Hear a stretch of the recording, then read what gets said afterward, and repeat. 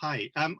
I want to ask Emilio about a bit more about being an editor, because you were talking about the ways reading as an editor can interfere with thinking as a writer.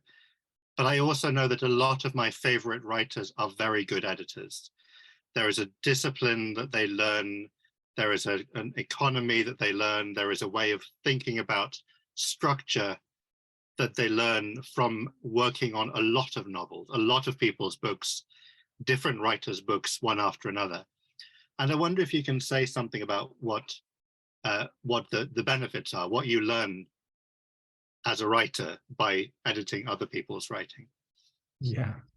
Yeah, there is this lack of time. That's a problem, but it's a problem for all of us because it's very difficult to leave only literature. So and for me, and there is this that I mentioned before. The way an editor reads is very different from the way a writer reads, but I don't know, these two like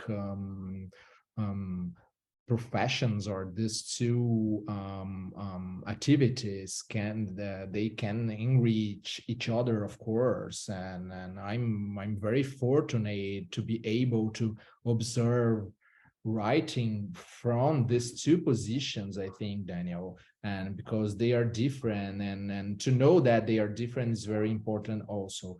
But and as an editor, you were learning, and even when you don't know that you were learning, and even when you hate the way that writer writes, and it happens, you were editing or you publish a book that and sometimes I don't know, it's not it's because as an editor you need I'm not I work as an editor at Companhia das Letras, that is a Penguin Random House Brazil. So I don't edit only like the writers that I love, and I added, of course, I'm very fortunate because I added a lot of writers that I love, but I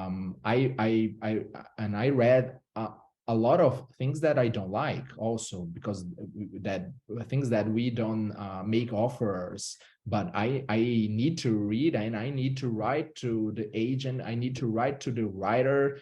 That's like, I think it's the most sad thing in the editor's life. For me, it's difficult, and it's always difficult to and it's very important. It's that the writer put in that work, put a lot of work in the book, and so this give this bad news. It's always difficult, but you learn from it also. You learn for I don't know. I'm not like this that I can be as an editor and a writer, the kind of writer that is afraid of to be in contact with like bad literature, for example, that, I will be my work will be spoiled by this or something like that. I can't.